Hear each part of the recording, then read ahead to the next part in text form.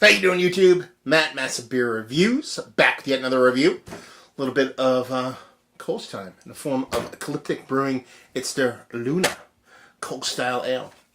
Yeah, this is probably the first small beer I've had from Ecliptic. Not necessarily an ABV, but as in style. Most of the stuff I get from them they actually send me, and most of the stuff has either been IPA forward stuff, and heavily so, or there might be a hazy New England, like their what's it called? I forgot what the hazy is called, but they also did a couple of 500 milliliter bottle sized kind of double IPA stuff, along with a lot of barley wine, stout, stuff like that. So this is the first one that I've had that is kind of tiny, and I'm kind of excited about it because that's how you know a lot about a brewery. Or you learn a lot about a brewery is by their teeny tiny beers. So what else does it say in this can? It says Ecliptic Brewing a Luna. It's a Kölsch style ale. It's their seasonal beer. It is 5% alcohol by volume, and on the side here it says this Kölsch style ale shines bright with a golden hue, crisp flavor, and dry finish.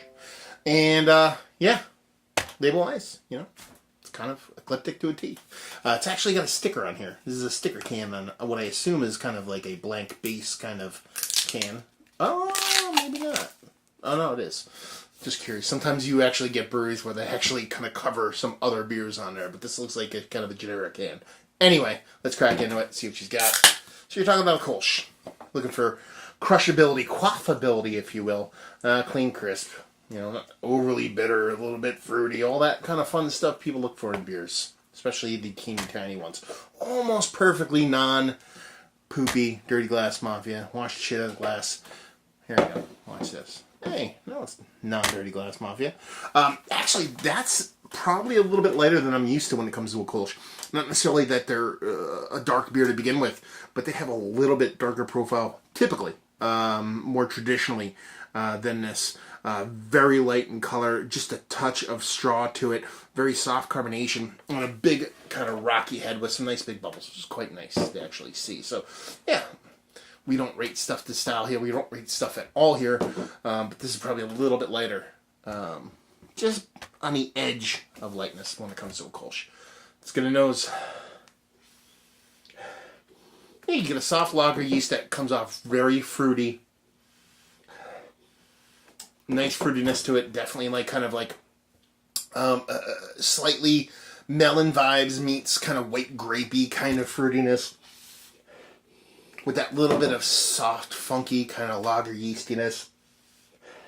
She smells pretty damn nice, to be perfectly honest. She's a lot more impactful than what that kind of color led you to believe. Basically, just looking at the beer, you thought it would be a very, very kind of muted nose on her. So let's dive in. Cheers.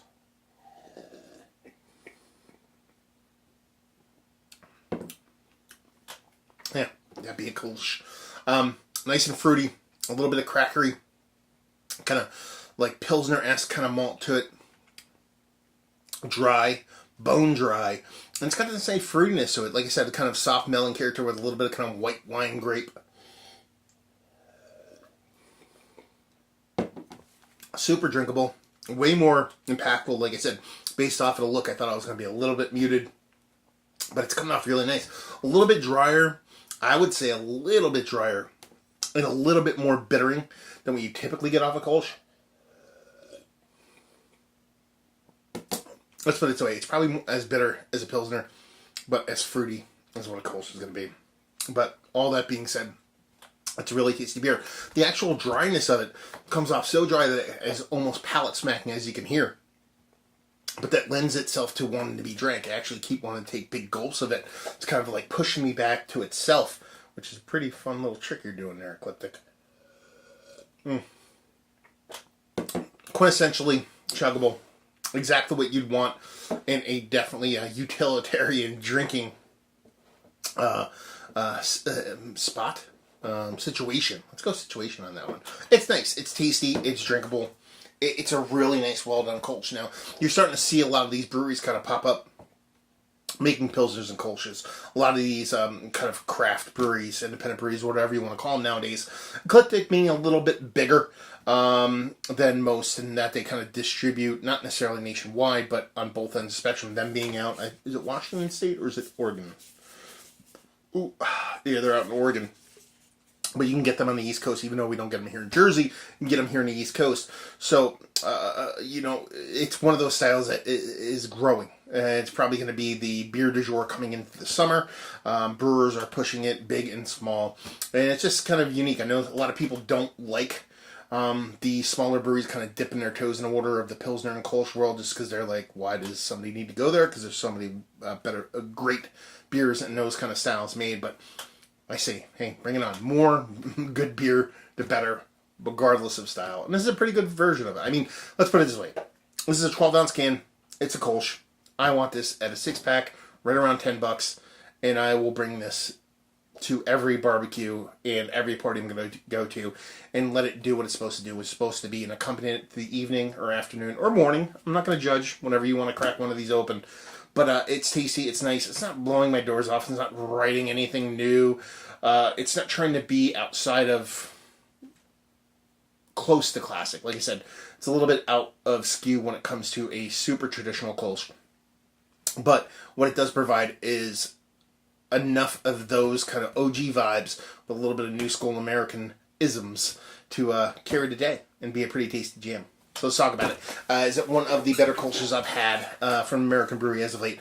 Yeah, it's pretty damn good stuff. I mean, it's definitely worthy of being in a conversation. I've had a couple probably skew a little bit better, but those you actually don't even see a ton in cans nowadays. It's mostly like taproom based stuff. So the fact that you can get it in cans is pretty cool. That is value and availability. I have no idea what it costs, but you can get it. I mean, it's a Kölsch. It's in a can. It gets distributed. That's a good thing. Hopefully it's not a poopy price point. There's some breweries that have been charging like other halves of the world, or even the trilliums of the world. They've charged, $16 for some of their Pilsners, but I just saw, I believe it was Trillium just posted a Kölsch 4-pack for $10.50. So falling in line a little bit. So hopefully there's a little bit of light at the end of the rainbow. And leave you with, if you like, will you like this beer? If you like Kölsch. You want a little bit more bittering, airing towards a Pilsner, but you want a little bit more kind of fruity notes with it, then this is your jam. So there you go. Another review in the books. Hopefully you guys enjoyed it. Down there if you want to talk about it. Massive Beers. If you want to check me out doing the social media stuff, Beer Massive. If you want to check me out doing a whole podcasting thing. And hopefully you guys enjoyed the review. Hopefully you're enjoying a little Kölsch right now. And hope to see you next time. Cheers.